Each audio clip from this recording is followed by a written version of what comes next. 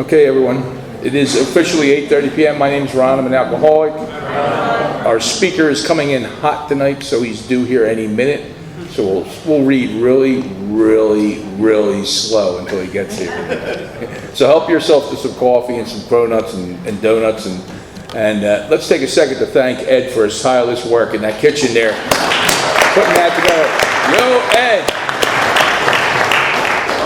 He signed up for that, and we failed to tell him that it's a lifelong commitment. It's like Hotel California. You can check in, but you can never leave. Anyway, let him know that he's appreciated back there because he does tireless work, and he's got to be up there. Between him and Howard, I mean, it's a tough choice. We got the two best coffee makers in the continental USA right here in Doylestown. So, anyway, with that, now we're going to bring in the world's greatest chairperson. Let's welcome Brian to come up here and have some fun. Okay, thank you, Ron. Good evening, ladies and gentlemen. My name is Brian, and I am an alcoholic. Welcome to the Conscious Contact Speaker Group of Alcoholics Anonymous. This is a one-hour speaker meeting that meets every Saturday right here at St. Paul's Lutheran Church, 301 North Main Street in Doylestown, PA. The food and the fellowship for this group starts at 8 o'clock, and the speaker comes on at 8:30. There's a business meeting for this group that meets every Saturday at 7 o'clock to 7:30. So feel free to show up early, join us, help out. The purpose of this group is to provide a consistent message of hope and recovery through God reliance and the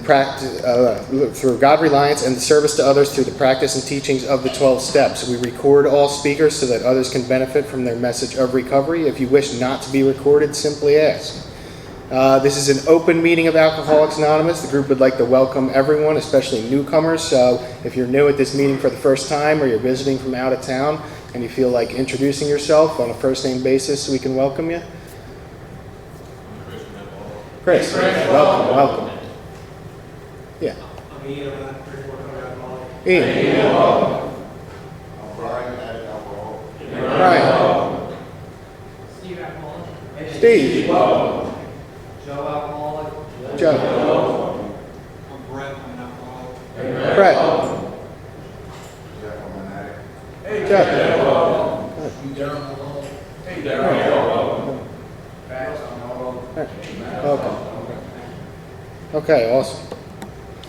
The Conscious Contact Speaker Group encourages sponsorship. So would anyone with a working knowledge of the 12 steps and that is willing to sponsor, please raise your hands.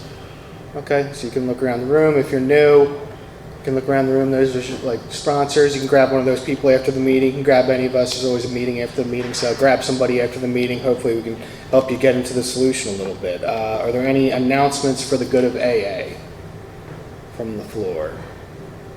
Nobody with anything tonight. A couple quick announcements from this group. This group has a sister group, which is a big book study meeting that meets right up the road here at Salem UCC Church. That meets on Thursday at 7:30. There's also a meeting right here on Saturdays at 6 o'clock, which is a step discussion meeting. We have meeting lists and big books on easy terms. You can please see me or any home group member after the meeting. If you cannot afford a big book, the Conscious Contact Speaker Group will give you one at no charge. Anyone that's willing to make donations for the purchase of big books or CDs can put their donations on the jar on the back table or probably somewhere back there. Mark big book and CD donations. All CDs are available free of charge. This group also has a YouTube channel where we post speakers from this group, speakers from that mentioned Monday group, so you can subscribe to that, get your speakers there. This group also has a Facebook page. You can subscribe to that to stay in tune with happenings for this group and really just other groups post events. Good resource to have just to stay tied into happenings around AA and the whole area. So with that, I'm going to introduce Jack, who is going to come up here, and he's going to do our reading of the Just for Today prayer.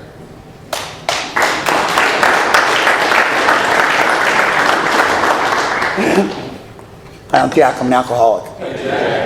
Just for today, prayer of recovery. Just for today, I will be agreeable. I will look as well as I can, dress becomingly, talk slow, act courteously, criticize not one bit, not find fault with anything, and not try to improve or regulate anybody except myself. And now Daryl's going to come up and read the preamble.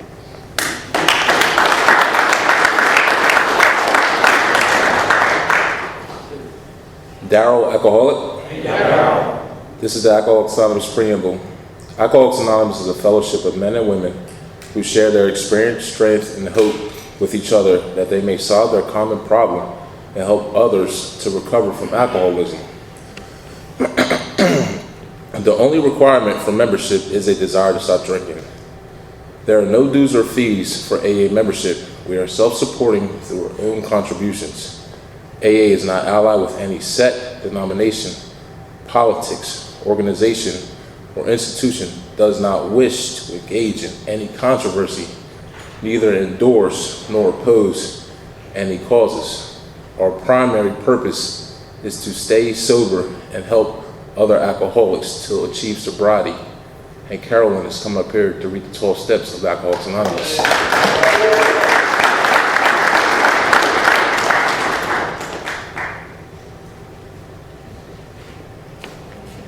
Hi, my name is Carolyn, and I am an alcoholic. And these are the 12 steps of AA. 1, we admitted we were powerless over alcohol, that our lives had become unmanageable. 2, came to believe that a power greater than ourselves could restore us to sanity. 3, made a decision to turn our will and our lives over to the care of God as we understood Him. 4, made a searching and fearless moral inventory of ourselves. 5, admitted to God, to ourselves, and to another human being the exact nature of our wrongs. 6, we're entirely ready to have God remove all these defects of character. 7, humbly asked Him to remove our shortcomings. 8, made a list of all persons we had harmed and became willing to make amends to them all. 9, made direct amends to such people wherever possible, except when to do so would injure them or others.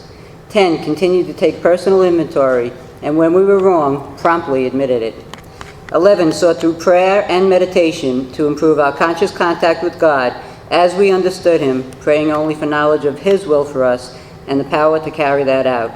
And 12, having had a spiritual awakening, as the result of these steps, we tried to carry this message to alcoholics and to practice these principles in all our affairs.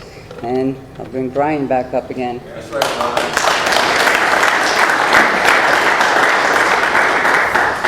Okay, awesome. Thank you to everybody for reading. 7, tradition, every AA group ought to be fully self-supporting, declining outside contributions. Of course, there's no dues or fees for AA membership, but your contributions help us to cover the costs for rent, big books, workshops. You know, this group donates a lot of literature actually to recovery centers, so anything you can afford to contribute is greatly appreciated.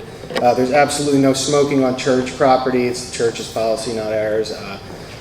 We're very lucky to have this beautiful facility to hold our meeting in, and that's really all they request, is that we kind of keep the premise clean. So just be considerate of that as you're coming and going from this meeting. Just wait until you leave. Please take a moment to silence all cell phones and limit movement during the meeting to avoid distractions. And now to introduce our speaker for tonight, a good friend of the Conscious Contact Speaker Group. Please help me welcome from the Age of Miracles group of Westfield, New Jersey. Please help me welcome Peter B.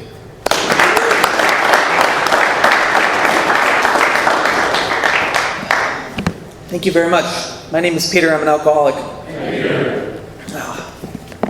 Got to speak into the mic, I was told, so I'm making sure it's this good. It's an honor, truly, to be here. I believe my sponsor spoke here a couple weeks prior, and I was tuned into you guys' YouTube channel and listened to that as well, and I just wanted to say what an honor it is to be able to dress up and come in here. You know, I really like that. I like to be able to, you know, you guys have mentioned it in the Just for Today, you know, that we dress appropriately, right? You know, and I definitely appreciate being able to do that, because I'm somebody who will wear pajamas anywhere.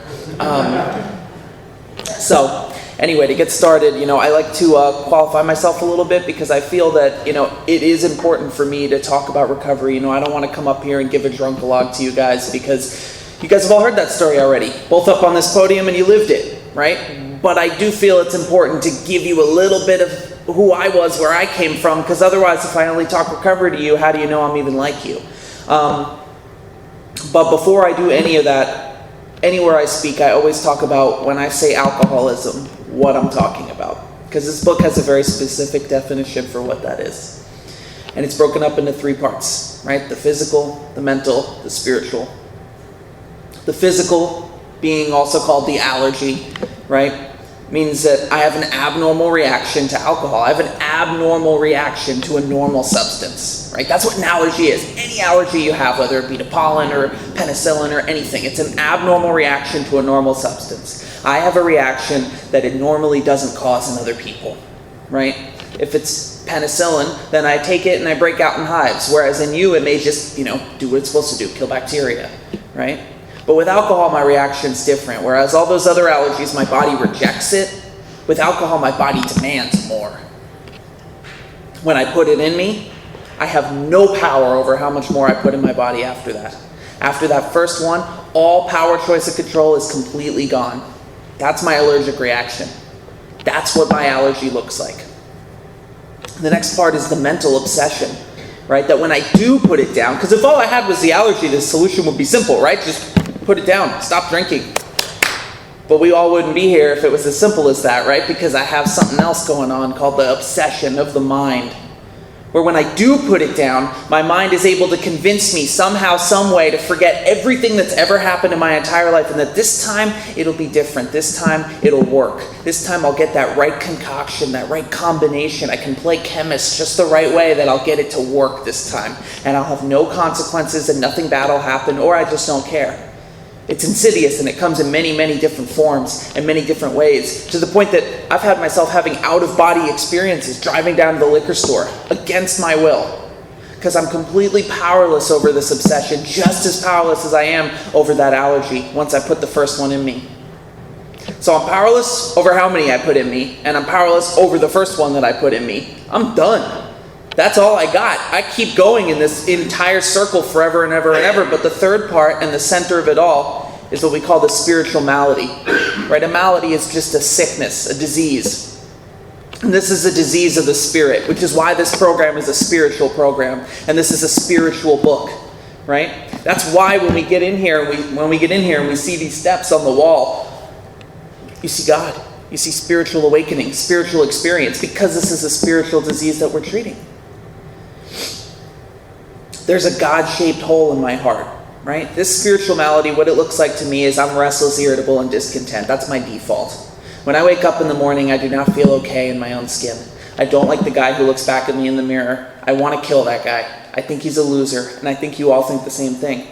I always felt like I was not a part of the group that the rest of the world was involved in. And that was all a result of that spiritual sickness. And we agnostics, we have the bedevilments that break down further what a spiritual sickness really looks like. But that spiritual sickness is the driving force of my alcoholism, of that allergy, of that obsession.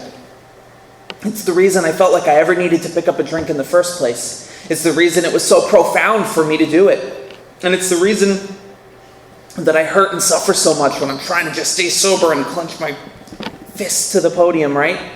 When I'm trying to do it on my own willpower, right? I start hurting. I get worse. I'm more, evil, right? I hurt more people. I cause more damage, or at least just as much, because I need to solve that, right? Alcohol was not my problem.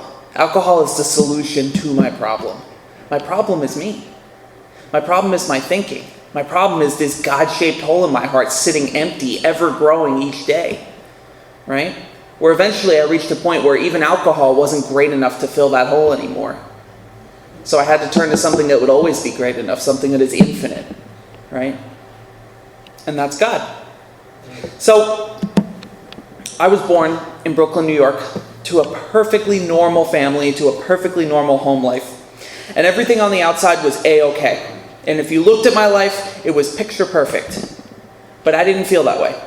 From as early as I can remember, I was anxious, I was depressed, I didn't like the guy looking back at me in the mirror, I was uncomfortable in my own skin, my clothes weren't good enough, my hair wasn't good enough, my face wasn't good enough, nobody was going to accept me for who I was because I didn't. And I remember feeling like I was a loser. I remember that feeling, waking up on a cold morning on September, getting ready to go to school and just feeling like I wish I was anybody but me. I wish I was any one of those other kids. No matter who it was, even if their dad was at home drinking, smacking their mother around, I still wish I was that kid over me, because I hated being myself. And I never, ever knew why. That was just how I thought everybody felt, and that you were all a lot better at dealing with it than I was. I thought that was normal. I remember having anxiety and existential crises at 5 years old, wondering about, the infiniteness of the universe and freaking myself out, right? And just being uncomfortable all the time, thinking, constantly stuck up here. And I hated it up here. And I remember going to school and feeling like you guys were all part of that group that I mentioned before that I couldn't be a part of and nobody could tell me about it. But I knew it existed. I knew it. At 5, 6, 7 years old, I remember praying that I would die because I didn't like what life had to offer.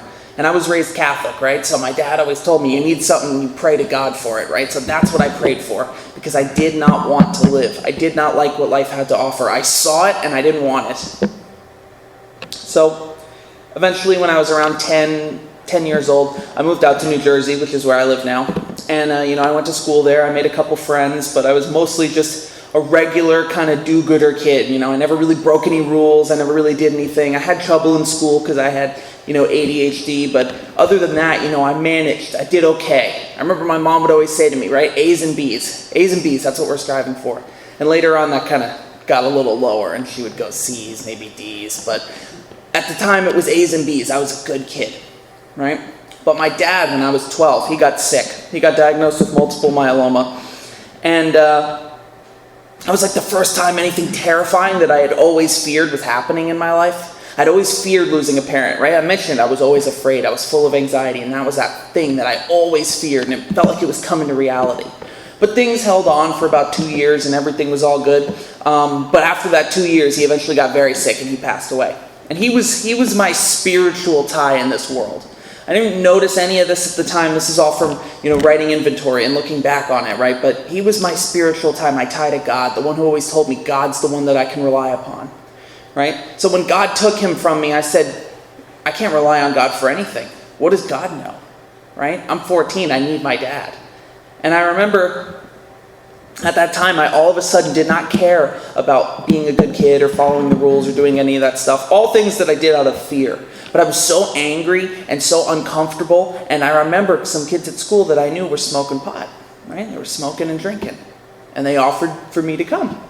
And for the first time in my life, I decided, okay, I'm going to go for it. And the first time that I went and I hung out with them and we smoked some pot, and it didn't even do anything for me. It didn't get me high. Well, what happened was they went and told the kids at school about it. And when they told the kids at school about it, everybody came and asked me questions about it. And for the first time in my life, I felt like I was cool. I felt like kids wanted to talk to me. It gave me that purpose, that place. It gave me a little bit of a definition of who I can be. And I wanted more of that. Because I gotta say, this spiritual hole in my heart, it doesn't discriminate, right? It doesn't need just alcohol. It doesn't need just drugs. I could put anything in there as long as it makes me feel good. That could be your attention. That could be love. That could be fighting. That could be video games. It could be anything, right? As long as it works for me. And up until that point in my life, the only way I didn't kill myself was by doing it with, video games and toys and trying to get attention from girls and all these different things. But that day, I had something new. So I went and I tried it again. And for the first time, when it actually had an effect on me, it was like the angels came down from heaven and gave me the answer. It was like somebody for the first time in my life had turned the volume in my head down to zero.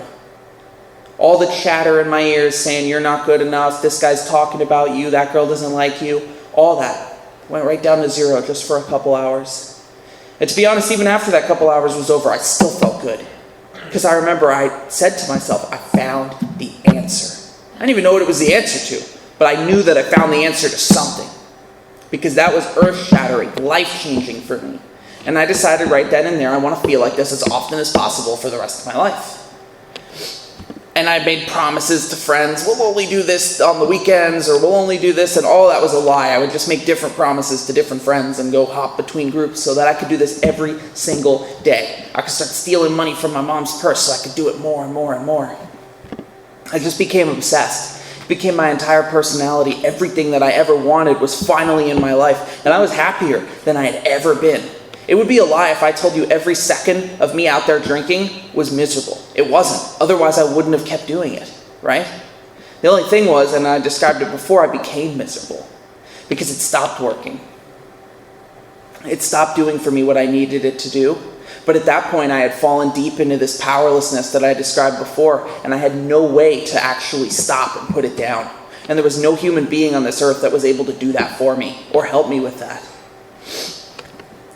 So at this time, I started, progressing more, and I was the guy who was willing to try anything you put in front of me. I wanted to be crazy. That was my new personality, right? That was all I did. And everybody at school, I'm 14, 15 years old, had determined that I was going to die by the time I was maybe 20, right? Because that was the way I was heading. That was the way that I used. That was the way that I drank. That was what worked for me, And at this time, there was still some power, choice, and control in my life because, like I had mentioned before, this is a progressive illness.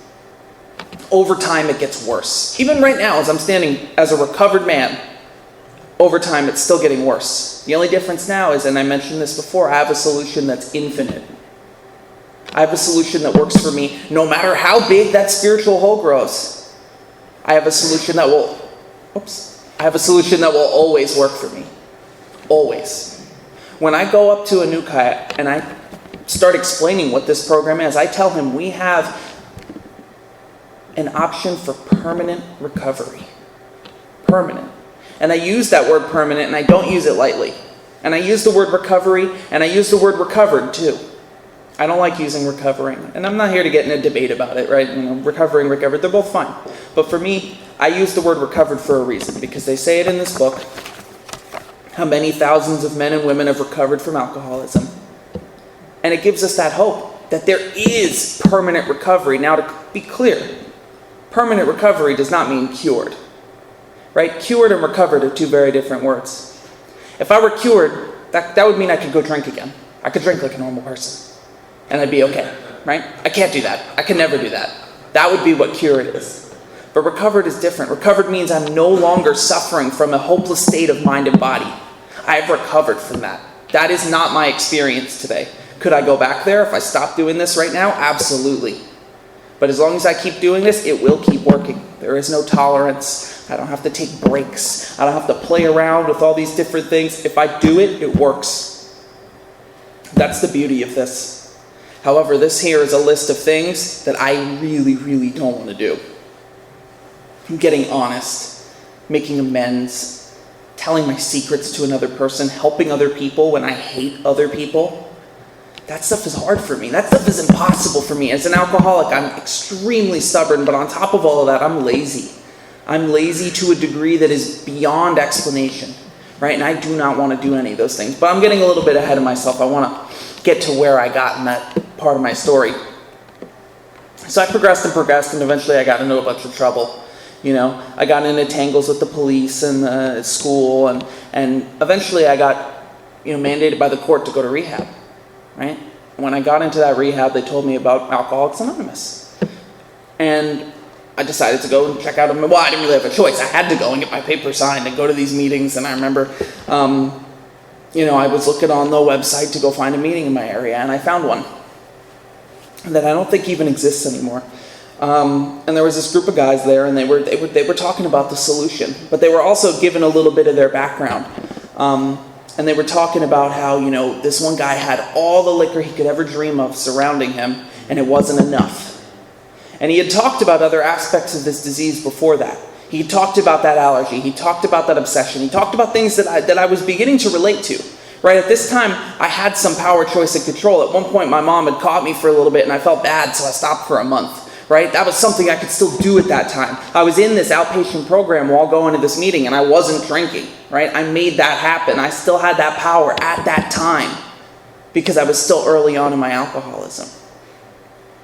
And later, when I lost that power, the one thing I've learned is it never, ever comes back. Right? I'm sure you've all heard, once a cucumber turns into a pickle, you can't unpickle it. Right? Once an alcoholic, gets past that point of no return, there's no going back. So I'm in this meeting, and this guy's talking about this disease, and I relate, but he said all that liquor in the world wasn't enough, and I did not relate. I did not relate one bit. Because you see, at this point, I was not at a point of hopelessness. I was not at that jumping off point. I was not at that first step that we talk about, right? That point where I am willing to go to any lengths because the pain is so great. That was not my experience at that time. I was having some consequences that I sure didn't like. And I would have liked to maybe get out, clean up for a little bit, get out of the house, and then go do my own thing. But I was not at the point that he talked about. I firmly believe that if I had all the liquor in the world, I'd be good. I would be good. Maybe throw a nice house in there, a few girls. I'd be set. That's all I wanted in this world. That's all I needed. And I truly believed that that would make me be okay. That would fill that hole in my heart. I believed it with every fiber of my being. And I would sell anything in the house. I would hurt anybody to get that. To get that feeling of being okay, whatever it looked like. So I didn't relate to him. And at that point, I remember I'd walked out of that meeting and I'd continued going to ILP. And I finished it. And shortly afterwards, I remember I didn't even make it. I didn't even make it all the way to the end of the night. I got home. As soon as I got home, went right back out. Right? I think I made it 3 hours after that because I couldn't wait. And the truth was, I hadn't planned to do that. I started experiencing that loss of power where I had thought maybe I'd hold out for a few days, but I couldn't. Later on, I ended up going to another inpatient not that long after. And while I was in there, I found myself trying to make toilet bowl wine. And we got caught too. We were trying to make toilet bowl wine in the rehab. Right? We were trying to do anything in order to, get out of my head. I mean, taking people's antidepressants that weren't mine, doing all sorts of crazy stuff, right? Drinking this rotten, disgusting water just because I could not stand the feeling of being in here alone, unadulterated, with no substances for 75 days. I couldn't do it. I could not do it. And when I got out, the second I got home, same deal. And this is rinse and repeat over and over and over again, except at one point I did end up being in some pain, and the powerlessness started to get great. And I went to a program and I really decided to try. And when I got out, I called up this guy who said he was willing to be my sponsor, and I really decided to try. I said, I'm gonna try this, and I'm gonna do the best thing that I can. And I got in there, and I really wanted to get sober because I wanted to get everyone off my back. I wanted to get my mom off my back and the police off my back, and I wanted to do it for all the wrong reasons, but not because I truly wanted to, but there was a lot of fear motivating me too.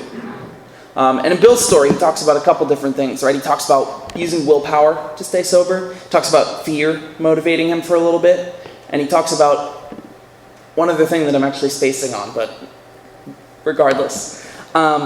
The fear did motivate me for a little bit, and I ended up going into AA and getting about 7 months sober. And at that time, I had taken this girl hostage who I determined was going to keep me sober through that 7-month period, or, well, I thought longer.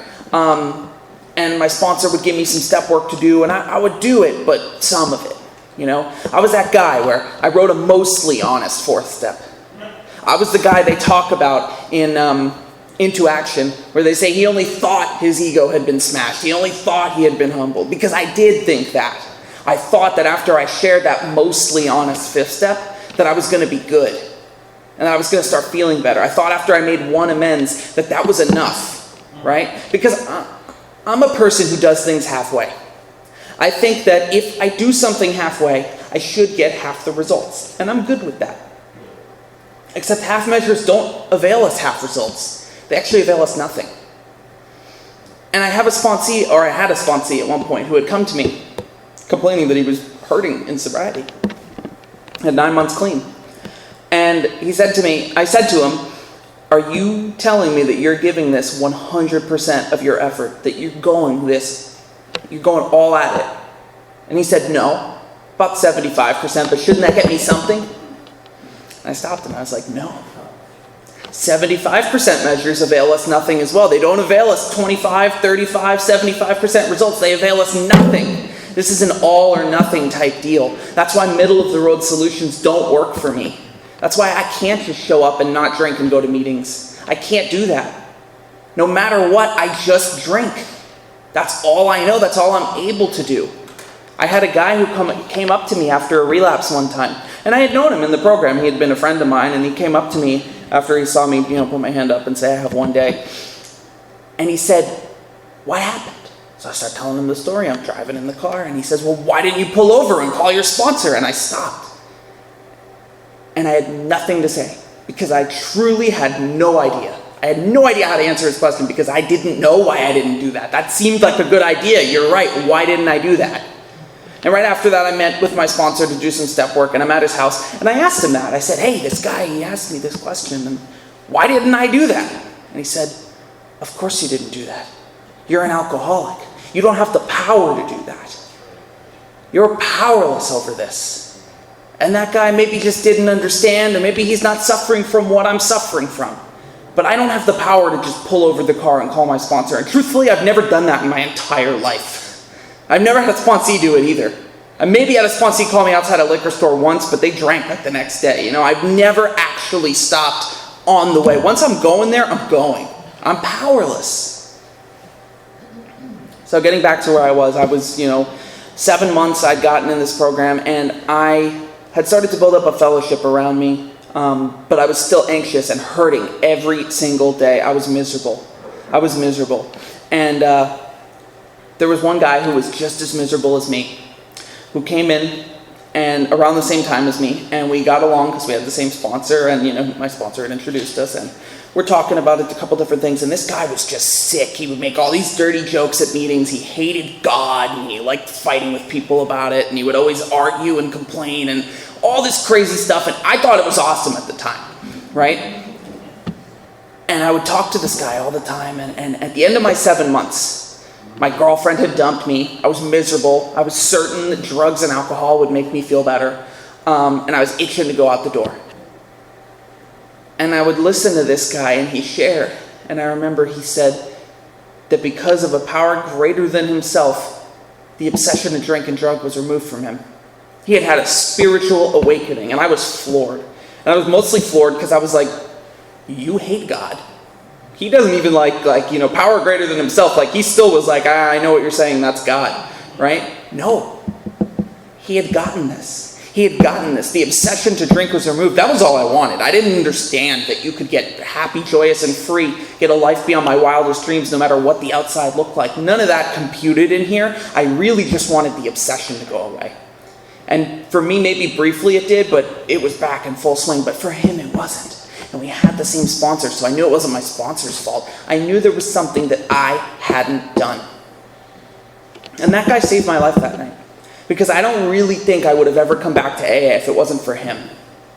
If I hadn't seen him. And I'll just say, that guy was sober for quite a long time. And, he had went out maybe about a year ago or something, and he passed away rather recently, and I felt like I should give him a little tribute there because, he really did. This guy really did save my life. He was the reason that I'm able to come back here today and be standing before you because I saw him get this. And even though he didn't stay with it, he did have it for a while. And he was a good dude. But all that aside, I remember going out and saying I was going to be out for just 2 weeks. Just 2 weeks. And I'll be back. And I told this to my sponsor. I told it to my mom. I said, I just need to get through this breakup, man. You don't understand. My hostage got away. She doesn't want to be with me. She's with some other dude. How could I need to just get high, get drunk. I need to get away from all this, right? So 2 weeks and I'll be back. And a week goes by, 2 weeks goes by, and my sponsor calls me up, and he's got this steel on steel meeting with a bunch of guys, and I'm showing up out of my mind, obliterated, right? More weeks go by, months go by, years go by, and I'm still just out there. And I'll tell you what, every day I wanted to die. I did not want to be out there anymore.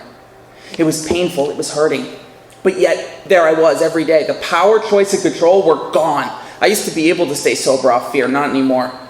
None of that was working. At this point, I needed to be drunk or high every second of the day. And I'm not saying that has to be your experience. We all drink at different intervals, right? We all have different ways that I need to have it in my body. What matters is the powerlessness and that obsession. That's what makes me alcoholic. But for me, I'm the kind of alcoholic where an hour was too much for me. An hour was too much for me. I needed to have something in my body at all times. And I was miserable, but I couldn't stop doing it. So at this point, I remember finally I was, kicked out of my house. I had lost this job because I had gotten at this point all of the things I thought I needed to use successfully and drink successfully. Yet I was more miserable than I had ever been. Right? I was an adult. I had a good paying job. My mom couldn't call the police on me anymore. Everything was great. That was all I ever wanted, really. And I had all those things, and yet I was still miserable. So eventually I got, losing all of those things, as we have a knack to do. I had reached out to that same sponsor from earlier, and I had said, like, I'm beaten up, I'm done. My last friend kicked me out of his house. He's doing the same stuff I'm doing, but he said, you're going to die here, and I can't have that. And that was sadly not the last time that he said that to me. But this time I hit up my sponsor, and he brought me to detox and brought me to a meeting and started taking me through the steps. And this time I was truly willing to do this work and be honest, and I was. And I started to have an experience. And it was beautiful. It was the most beautiful thing I'd ever encountered in my entire life. I did an honest 4th step. I felt the freedom that came in 5, 6, and 7. I started making amends. I felt that even further freedom. I started to feel amazing and get fired up about this. I started going on speaking commitments with a couple of friends of mine, and we would go everywhere. And then I started to resent anybody who didn't do it my way, because I'm a sicko, right? And I have this knack of, like, once I find something that works great, first off, I need to now chastise you for not doing it exactly that way. But then second, I then stop doing it, because that's what alcoholics do. We find something that works and then we stop doing it. And so around, 8, 9 months in, right, I'm going to meetings, just dropping napalm everywhere and yelling at people and saying, you're going to kill the newcomer and this and that. With, 8 months sober, I thought I had, 20 years. And eventually that wasn't working for me, right? And the obsession started returning, right? 9, 10 months, the obsession's on me. But my ego was so massive at this point, and I definitely had stopped writing inventory at this point, because my ego was so inflated at this point that I thought I couldn't tell anybody, because then they would think my way didn't work. And I can't have that. And eventually, when I did get on the phone and tell somebody, it was too late. Because when I got on that phone and I said to my buddy, I'm hurting. He said, the spiritual toolkit is laid at your feet. Go help somebody else. And all I could think was, what? I need help. What's wrong with you? I don't want to help somebody else. You've got to help me, dude. And I was out the door. And this proceeded to the worst relapse I've ever had. Where truly, like I described before, out-of-body experiences. Driving down to the liquor store, driving down to whatever spot I got to go to. Completely out of my control. Crying on the way there. There are tears coming out of my eyes while I'm driving there, because I more than anything do want to pull over and call my sponsor, but I couldn't do that. And my only solution was to step on the gas pedal harder and do 110 down 24, because at least I'll get it over with quicker. Because this in the middle, I can't do this. And I remember sitting there thinking, I have 10 months. I have 10 months as I'm, putting it to my body, right?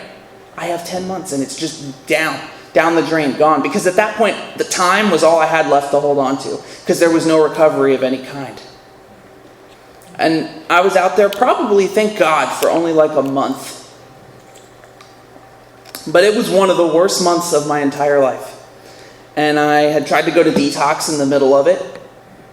And it was a detox that I'd spoken at like 3 weeks prior, and some of the people were still there. The staff actually thought that I was bringing a meeting in at 11 o'clock at night with my duffel bag.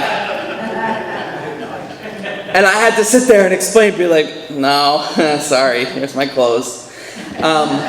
It was brutal. It was brutal. It was definitely a humbling experience. And I'll tell you what, all those guys showed me nothing but kindness. They were truly good to me. And everybody in there was like, I was in there already blowing myself up like, oh yeah, I could take you through the first 3 steps. Come here, I got you. I don't need to listen to that guy over there. And I'd fight with the counselors because I'm like, you guys don't know what you're talking about. This is the answer. Meanwhile, I'm sitting there detoxing, right? So I got out of there and I didn't make it a day. Right? Everybody thought I was going to stay sober. And at this point, I was completely beaten down and hopeless. I was certain that my AA token, I used it up. I put it in the machine. I started getting this, and then I used it up. It was gone. I messed it all up, and I do not have another chance. You could sit with me and read this book with me, and I could quote every line of this book to you, yet there I was, out there drinking and getting high. I was completely and utterly hopeless. And I had finally reached that first step that they talk about in Bill's story. And you see in Bill's story, he was hopeless for a little while before he actually put down the drink. Because I didn't actually get to that point of solution. And I'll tell you, the first step is one of the most painful steps to go through. Because I go through it out there through utter pain and misery All I wanted was to die. I wanted it to end. The only prayers that I said were, God, please kill me. I know that's dark, but that's just the truth of what I was going through at that time. Like, that was what it was like. And I remember finally, I don't like to harp on what happened on the outside of my life because that's not really what the bottom is. That bottom could have happened to me in a mansion, surrounded by everything I've ever wanted, or it could have happened on the streets of Newark. It doesn't matter. What matters is on that inside, how beaten up and dead I was, and how my very last time using, or one of the last times, I put the substance in me, and for the first time, it did not make the fear, the pain, the anxiety, it didn't go away. I felt the effects, but all the fear, all the churning, all the voices, they were all still there. And that freaked me out, man. I got sick to my stomach because the one thing that I had relied upon, the one thing that I'm completely powerless over, whether I use it or not, the only thing that's ever worked for me, doesn't work anymore. I had thrown all this away so that I could go chase that thing, and alcohol doesn't work anymore. And that was a terrifying experience because I knew, even though right there alcohol no longer worked, that I was still going to put it in my body anyway. And I did. Even though it wasn't working, even though I knew I had to find something else. And right then and there was when I decided, I'm like, I gotta die, dude. And I got on my knees and I prayed. And I said, God, please kill me. And I might have, I don't remember, so I don't want to lie. I may have also thrown up or help me, in there as well. Because I was the guy, I would always think about my mom and how sad she was going to be. And I'm like, I can't kill myself. Maybe God kind of do it for me. Maybe send a truck my way. I was that guy. I was too scared to actually do that because I didn't want to make my mommy sad. So, I at this point had gotten on my knees and prayed. And for the first time, I had actually had the experience of while I still had a full bottle, while I had still just copped and I had stuff with me, I called up my mom and I said, take everything I have and put me in detox. See, I only ever went to detox when I ran out. I don't know about anybody else, but I'm using up what I got before we go to detox. But no, I didn't want to do that anymore. And so I went. And I ended up having a detox at home because the insurance wouldn't cover it. And my sponsor took me to a meeting on my first day sober. And I remember while going to that meeting, I was sick as a dog, and I was truly and utterly more terrified than I had ever been. Ever in my entire life. Right? I've been to AA a bunch of times, and I usually felt kind of hopeful coming in and everything. No, I felt terrible, and I was certain this wasn't going to work. However, I was so scared, and I was so beaten up, and so hopeless that I was willing to do all of this anyway. I believed that there was a God because he had done something like this for me before. And I knew that maybe if this worked for my sponsor, if I'd seen other guys relapse and come back from this, maybe this could work for me. And it's tough going into meetings where you know everybody, and you've had some time before and you walked around like you were Mr. AA, right? And everybody else probably saw it coming, but I didn't know that and I didn't think so, walking back in there. But it was that humbling experience that I needed. Because I can't walk around believing that I'm more recovered and more this and more that. That doesn't work for me. I can't go in here and tell you what recovery you need to have. I could tell you that if you're like me, what I did might work for you. But at this point, I started going through the steps again. And remember last time I talked about how the 5th step, I felt amazing and it was awesome and I was on fire, and the 9th step and all this. I'll tell you the truth. This time, I didn't really feel all that stuff until 12. And I think the reason for that was the only thing that I didn't do last time I was sober was sponsor anybody. I didn't sponsor anybody. And let me explain why that doesn't work. I have to live selflessly, right? When I'm stuck in self, I'm getting drunk. And to get this, have it so freely given to me by another man, to get this and then keep it all to myself is inherently selfish. I have to give this away in order to keep it. That's that selflessness. That's how it keeps going. I have to give this away. So when I go and I sponsor a new guy, right? He's helping me more than I'm helping him. I really do believe that. I am helping him, but he's helping me more. Because even if he drinks that night, even if he doesn't get sober, I'm going to stay sober that night.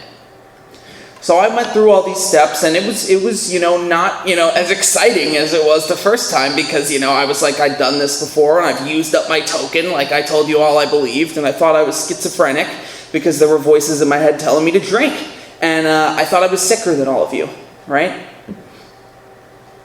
But I did it anyway because I had nothing else to lose, and this was my last shot. So I could tell my mom I tried everything. And we got to 12 rather quickly, right? And at 30 days, my sponsor had me on step 12. And I was starting to feel a little better, but I was still hurting. And I was like, how on earth am I going to find a sponsee? I have 30 days. I'm an IOP. Who wants me as a sponsor? But some crazy kid in my IOP wanted me as a sponsor. And we weren't even allowed to do that, but we just did it anyway. My sponsor was like, go for it, man. You're in an IOP full of people who need help, and you know more about the book than they do. Go give it to them. So there we were. So I got this poor kid who actually had more time than me, and he was willing to sit down with me. So I'm driving over to go meet him one day, and I'm hurting. I'm hurting a lot. I'm full of anxiety. I'm full of fear. And I remember thinking the drink is creeping up on me, and I can feel it. I know it's coming soon. And I was terrified because I knew I didn't have a say in that matter. That it was going to happen. Once it came, it was over with. And then right back out there again, and the terrible cycle continues. But I'm driving to go meet this guy anyway because I'm willing to do whatever my sponsor says is going to work. I'm going to do it. He could have told me to lay in traffic. I would have done it. So I went over to meet with this kid, and I sit down, and we open the book, and we start talking a little bit, and we're reading and reading and reading. We finished a chapter, and we closed the book, and all of a sudden, whoosh, it was just like a switch had been flipped in my mind. Like a complete change had happened right there. It was as if I never felt that way right before we sat down. And I was having the best day ever the entire time. A complete 180. I felt like a new man. I felt fresh. I felt free. I felt incredible. All of a sudden, all of that fear and the obsession was nowhere in sight. The last thing on my mind was a drink. A drink would ruin all this that I have right now. And that's where I get to be, too. Where I not only don't want to drink because the obsession's been removed, but now I can see alcohol and for the reality that it is, the poison that it is, it'll take away what I've got now, which is what I wanted the whole time. When I was 14 years old, when I was 5 years old, all I really wanted was to feel okay. Was to be able to be happy and actually just enjoy my day. Feel okay in my own skin. And that's what this is giving me. And it gives it to me better than alcohol ever was able to. And if I was able to receive this back then, I would have loved that. However, my stubborn alcoholic mind, that never could have happened. I have alcohol to thank for that. Because truthfully, I don't think I would have made it to this age without offing myself with the amount of pain that I was in if alcohol didn't take me as far as it did. And on top of that, I never would have made it to these rooms. I never would have been desperate enough to do any of this work, and I never would have had anything to do with God if it weren't for the pain that my alcoholism caused me to suffer. So today I stand before you grateful. Grateful for all of those things. Grateful for alcohol, grateful for drugs, grateful for the suffering that it put me through, because I wouldn't be standing here today living as a free man if it weren't for that. Because I'm suffering from this spiritual malady anyway. And because of all that, I stand here today, right? And now a drink is the furthest thing from my mind. And that was all I wanted. If you had told me right in the beginning, Peter, what do you want? In 10 years, what's your perfect life? In 5, because I have 5 years sober now. If you had asked me on day 1, what's your perfect life? What do you want from this at 5 years sober? I probably would have threw some things like a Ferrari in there. I probably would have put a really pretty girl and a nice big house and a lot of money. And I would have put not wanting to drink. And maybe being happy. That would be about it. And I would have sold myself short by 1,000 miles. Because today what I have is the ability to have none of those things and still be brimming over with contentment. And still be happy, joyous, and free. I can go through bad stuff and have pain and suffering go on and still be happy, joyous, and free. I can feel that pain and maybe not be happy in the moment, but still be free and be able to grow and learn from that. I'm able to understand today that pain is the touchstone for growth, for recovery. When I'm hurting, I'm growing. We're going to go through things in life. Life gets hard. Life can be hard. I will not stand here and promise you that you will be happy all the time if you have this experience and go through this. You won't be. I'm not. But what I am is free. And when I am happy, I actually get to feel it. And when I'm sad, I'm never hopelessly sad. There's always purpose, because I have a power greater than myself that is guiding me, and that I believe nothing on his earth happens by mistake. And that even when I'm going through pain, pain is often when I've had the most deepest connections with God. And coming out of it on the other side is this incredible rebirth, this freedom and joy and peace coming out the other side, rather than shakily stumbling out, right? My friend always described it like this, and I really, really like this, because we have ebbs and flows, right? Once I get to step 12, I have now begun sobriety. That's the reality. I'm not beginning when I'm walking to the door. Once I've gotten to step 12, I have now begun this journey. I have walked through the archway to freedom, and I am now trudging the road of happy destiny. And this is a lifelong journey. I keep doing this. This is a daily guide, a daily reprieve to living a spiritual life, to having a spiritual experience. And this life is all I ever wanted in my entire life. All I could have ever asked for, all I could have ever dreamed for. And I never would have known to look for it if I wasn't suffering enough to get here. And the way my friend has always described this, right? When I'm out there, when I'm using, or even when I'm just running on self-will, right? I'm just chasing after whatever makes me happy and, whatever, right? It's like a flow chart. I'm going up like this. I'm shooting up. I'm having a great time and it's awesome. And then I spike down. And then I shoot up and I spike down. It starts trending downward like this, where the ups aren't so great anymore and the lows are super low. And they just get worse and worse until eventually the ups aren't even reaching baseline anymore. I'm always low, and I just get less low and then even lower, right? But in sobriety, when I live this life, I've noticed it's more like a curve, kind of smoothly trending upwards. Because I will go through hard times in my sobriety, right? I was going through one recently. And the truth is that even when I go through those times, I slowly drift into it, I come out of it, and I come up higher than I was before. And the next time I go through something tough, I have something hard, it's not as bad as it was this time. That's been my experience, and it trends upward, and it trends upward. There is no spike and shooting and going down and all that stuff, right? God is equipping me with everything that I need to be okay. And something wise that my dad always used to tell me as a kid, right? This is a man who was never a drunk. He never went to AA, but he was a practicing Catholic. He always told me God never gives us more than we're able to handle. And I did not believe that for a very long time. But I've learned it to be true, that God never gives me more than I can handle. The truth is that, this life is all I ever wanted. It was all I ever wanted, but I could never see that. I could never realize that because there was no way you were going to be able to come in front of me and tell me that you need God and that all of this is going to make you feel better, because I just wouldn't have believed you enough to do it. The amount of willingness that I would have needed had to come from suffering and pain at my own hands, right? And that's what the first step is all about. And I would like to, have gone through, 4, 5, 6, 7, 8, 9 a little bit, but I want to just kind of wrap up on this and kind of keep it simple for this because there's only about 5 minutes left. But the first 3 steps, what they're really about is getting beaten down and broken enough, right? That's why step 1 has to hurt so much, because I've got to be beaten down and broken enough to actually want this. Step 2 is just first off understanding that I am insane and that what I've got is not working, which I should have gotten clear in step 1, right? And then believing that maybe it's possible that something greater than me, something that worked for you and you and you, could possibly work for me.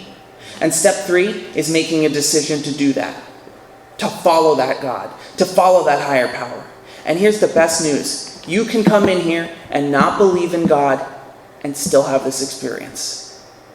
You can come in here and be like, I don't believe in a God, I don't believe in this, as long as you're willing to believe that it's possible, that something greater than you did this for me, right?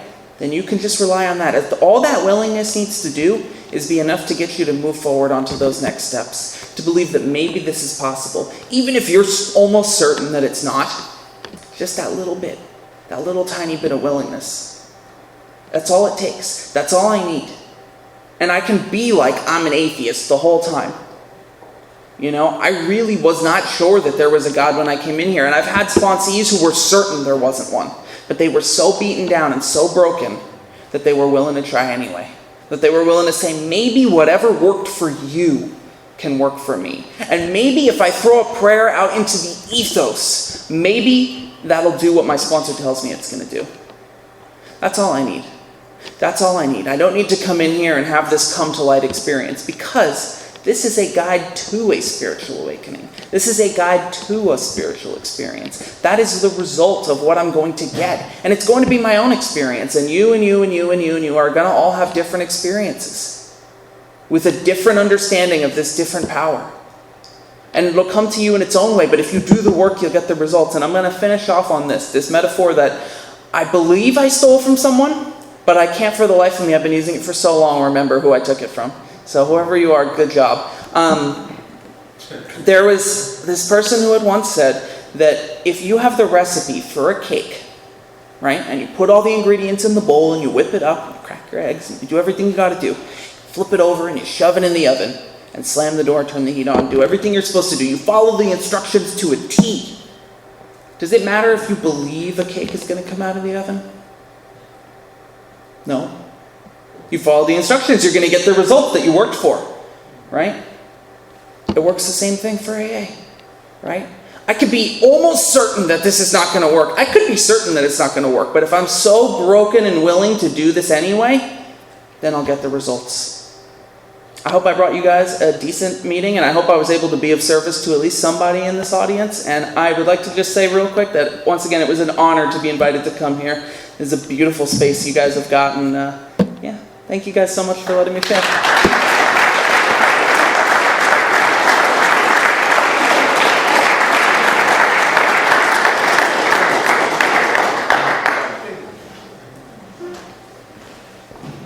Oh man, incredible stuff. Thank you so much, Peter, for coming to our home group here tonight and just delivering an incredible message of hope and recovery. We got a couple minutes here, we'll wrap it up. Again, Food in the Fellowship for this group starts at 8 o'clock. If you want to show up early, help out, set up this meeting, there's usually a lot of moving parts, so any service work is appreciated. You can help us with a little bit of service work afterwards. We're probably going to have to put away these chairs in the front. I think the ones on the tables will stay where they are.